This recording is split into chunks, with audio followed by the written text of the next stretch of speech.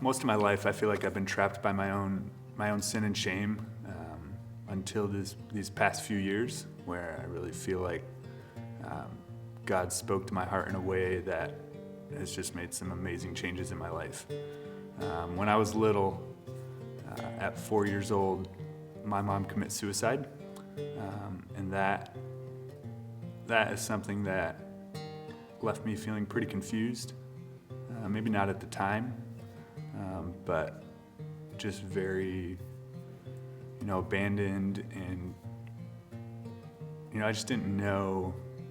I had a lot of anger that I would trap inside, and I just didn't want people to think that I had experienced this big traumatic event.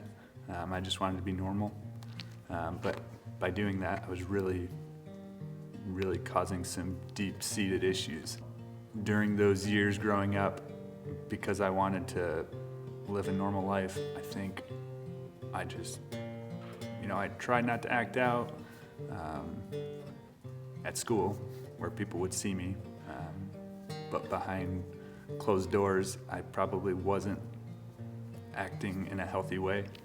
After high school, I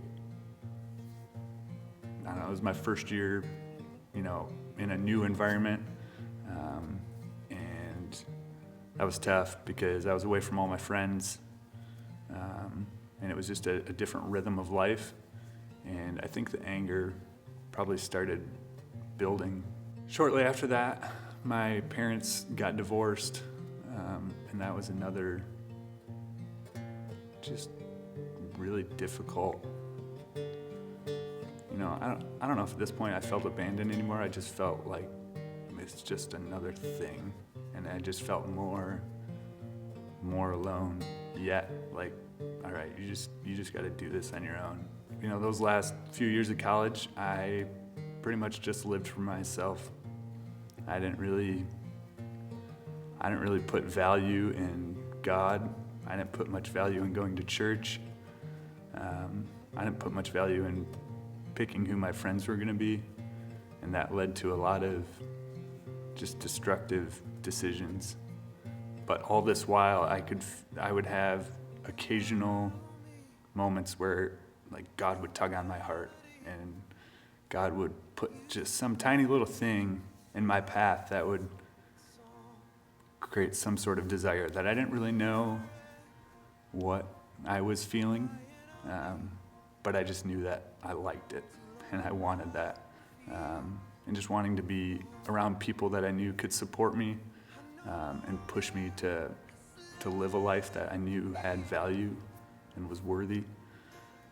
I got very involved here at Cottonwood, and I think I went on my first mission trip 3 years ago now, and that was one of the catalysts for big change.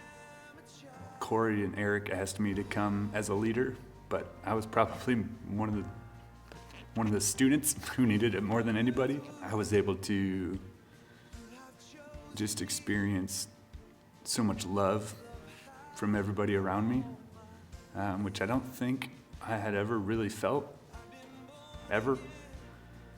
I was able to share my story, which was something I never did because I didn't want people to know. I just didn't want that kind of attention. And that broke down a lot of walls.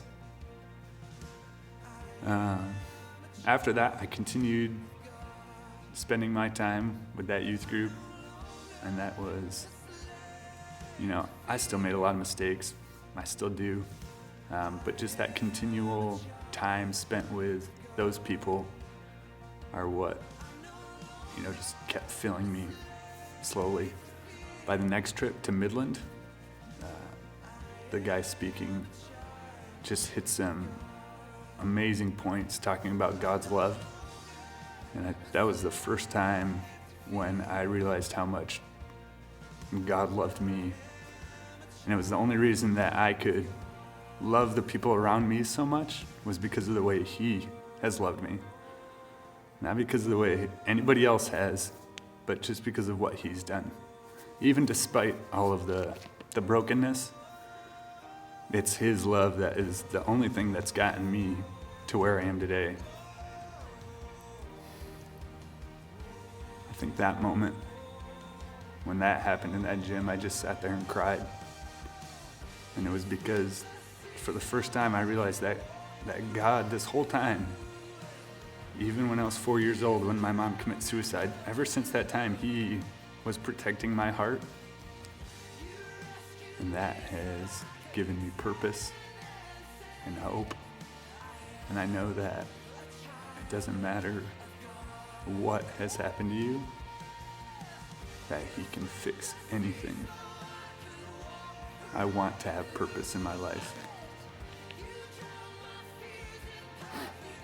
I used to want to be known for what I could do, but now I only want to be known for what he can do and what God has done for me. I've tried living too many days of my life without God, and I don't want to spend another one without him.